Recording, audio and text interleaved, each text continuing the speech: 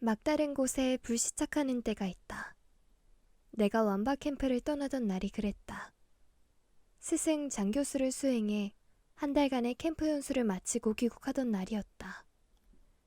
완바의 보노보드를 향해 곧 돌아오겠노라 약속한 날이기도 했다. 그땐 수행이 아닌 연구를 위해 오리라 마음먹었다. 박사과정 연구 주제를 단 한 달 만에 바꿔버린 셈이었다. 나는 침팬지가 사회적 털고르기를 할 때 상대에게 접근하는 방식에 관한 논문으로 석사학위를 받았다. 더하여 오랜 기간 침팬지와 함께 살아온 영장류센터 사육사였다. 이러한 경력은 결정을 재고할 만한 요인조차 되지 못했다. 효율성이나 바람직성을 따지지 않고 살아온 자 특유의 감정적 결정이었다.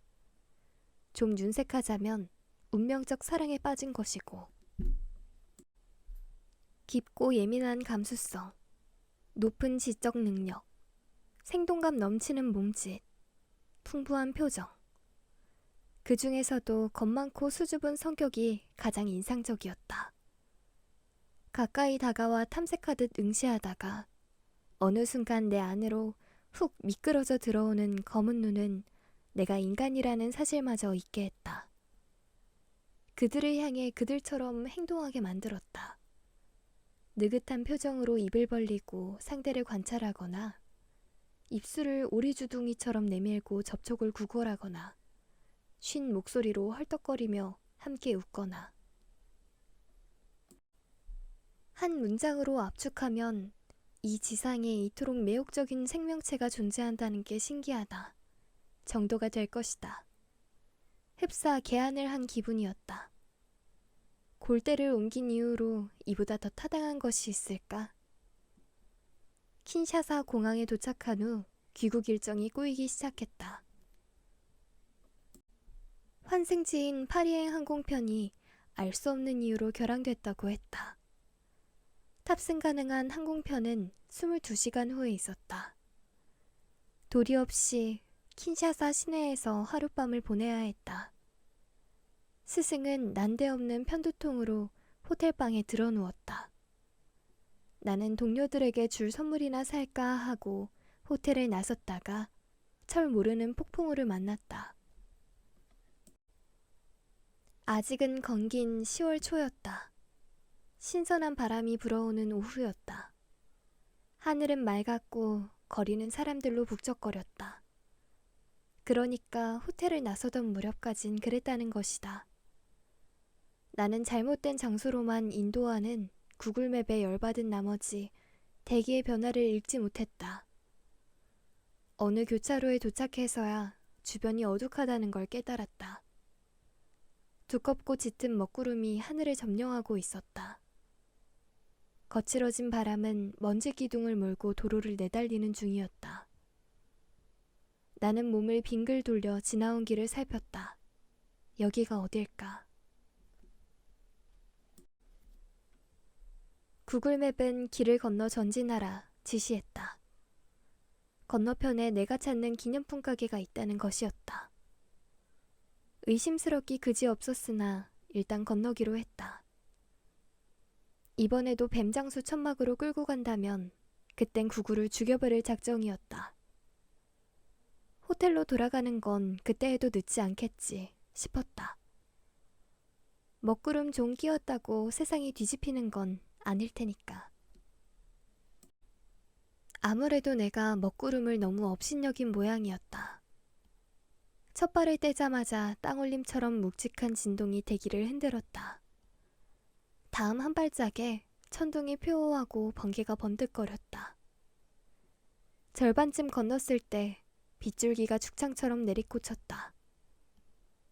건너편 인도에 발을 디디자 벼락에 얻어맞은 전봇대가 도로를 가로막으며 넘어졌다. 물막으로 뒤덮인 노면 위에선 끊겨나간 전선들이 불꽃을 흩뿌리며 날뛰었다. 무언가에 열받은 대자연이 있는 대로 성과를 부리는 느낌이었다.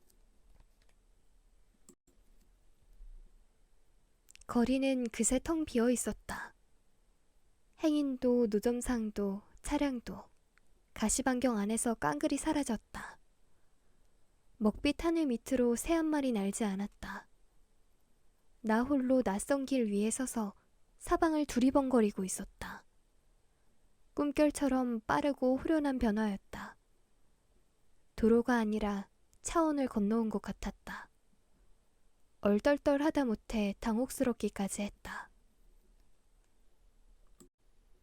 내겐 우산도 우비도 없었다. 낡은 야구모자는 언젠지도 모르게 바람이 낚아갔다.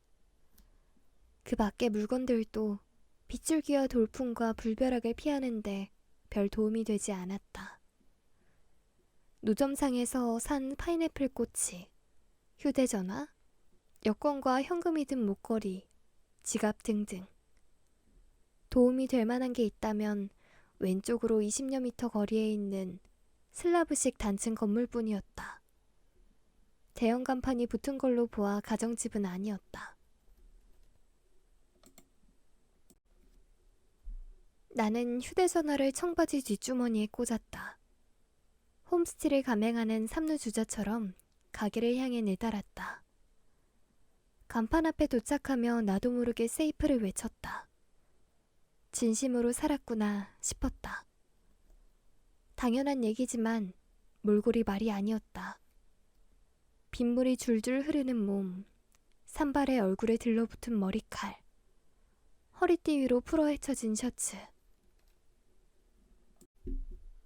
간판을 읽는 수고 따윈 하지 않기로 했다. 뭘 파는 곳인지가 뭐 그리 중요하겠는가. 출입문이 잠기지 않았다는 게 중요하지.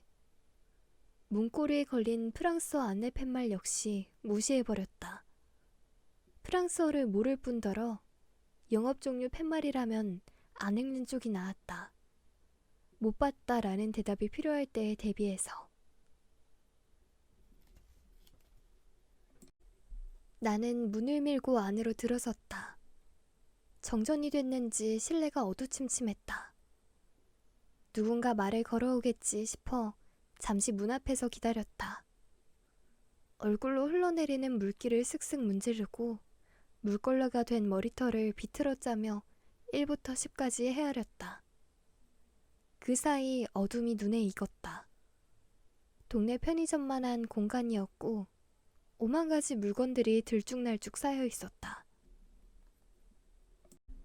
출입문 옆에 걸린 대형 뻐꾸기 시계, 실내를 세로로 가르며 길게 놓인 통나무 테이블, 그 위에 진열된 동물 형상 조각품, 대리석 공예품, 조명등, 탈, 장신구.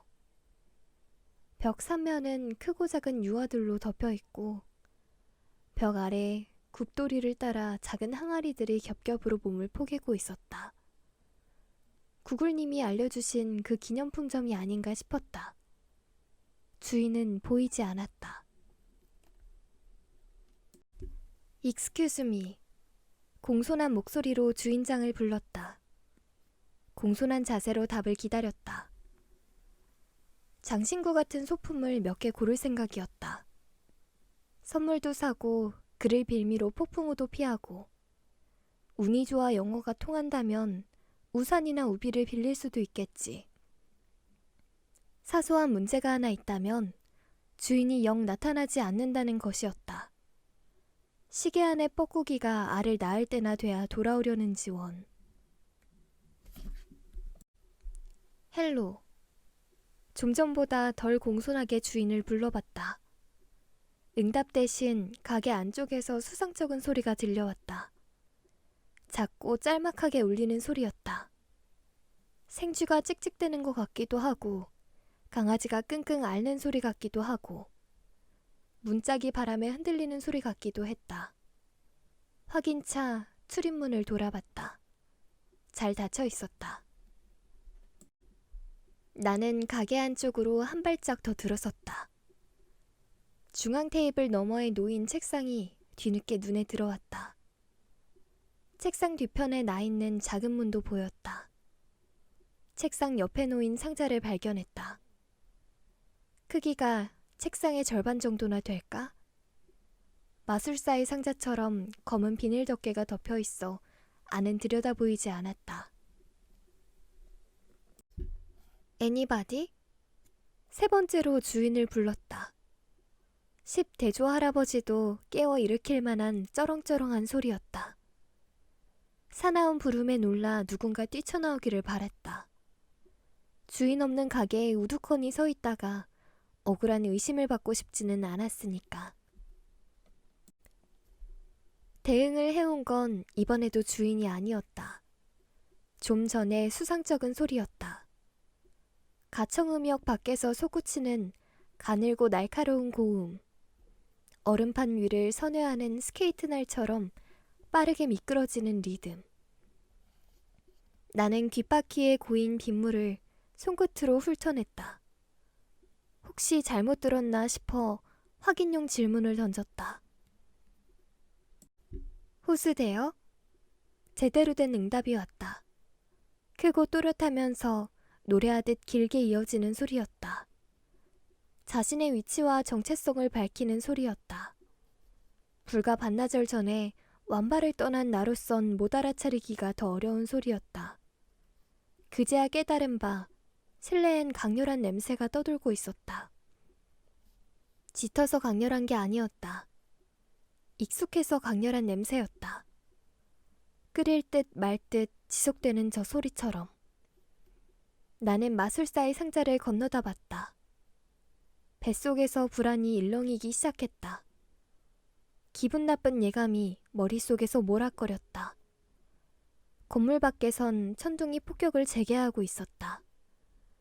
낙뢰의 백광이 침침한 실내를 희뜩희뜩 비췄다. 어둠과 빛이 교차할 때마다 마술사의 상자를 뚫고 나온 비명이 칼날처럼 솟구쳤다. 주인은 여전히 나타나지 않았다. 길고도 긴 뇌성병력이 멈춘 후까지도. 귀가 먹먹해지는 정적이 찾아들었다. 이전보다 더 짙은 어둠이 내려앉았다. 비명은 숨찬 흐느낌으로 바뀌었다. 나는 마술사의 상자를 향해 걸음을 뗐다. 진열된 물건들을 건드리지 않도록 동작에 주의를 기울이며 나아갔다. 소리의 정체를 몰랐다면 모를까 알고서 가보지 않을 수는 없었다. 책상 앞에 이르렀을 때 등 뒤에서 뻐꾸기가 5번 울었다. 마술 상자 안의 흐느낌이 딱 멈췄다. 나는 상자 쪽으로 귀를 기울였다. 검은 덮개 안에서 가르랑대는 숨소리가 들려왔다. 뒷문 쪽은 조용했다. 사람의 소리도 움직이는 기척도 감지되지 않았다. 나는 젖어 뻣뻣해진 청바지 뒷주머니에서 휴대전화를 꺼냈다. 플래시 버튼을 누르고 저질러버리는 심정으로 덮개를 걷어올렸다. 예상은 빗나가지 않았다. 상자로 보인 건 철장이었다. 전면 쇠창살 너머에는 무언가가 한쪽 손을 들어 눈을 감싸고 있었다. 무릎을 세우고 몸을 웅크린 자세였으나 무언가가 무언지 알아보는 데에는 지장이 없었다. 5대5 가르마가 선명한 검은 머리털, 검은 얼굴, 둥글고 작은 귀, 침팬지보다 넓은 이마, 고릴라처럼 큼직한 콧구멍, 살빛이 더 옅은 인중과 턱, 겁에 질린 나머지 이빨이 다 드러나도록 당겨올린 다홍빛 입술. 보노보였다. 큰 송곳니가 없는 걸로 봐서 암컷이었다. 가녀린 어깨와 작은 체구로 짐작컨대 어린 숙녀였다. 목에 찬 쇠사슬과 철장 문고리에 달린 자물쇠로 미루어 봤을 때 반려동물은 아니었다. 불현듯 나흘 전 일이 떠올랐다. 동틀 무렵 일본인 동물학자 류가 관찰했던 숲속들에게서 칼에 찔려 죽은 젖먹이가 발견됐다. 나머지는 사라졌다. 젖먹이의 어미를 포함해 6마리가 모두. 류는 망연자실해서 중얼거렸다. 누군가 지금쯤 신나게 돈을 세고 있겠군요.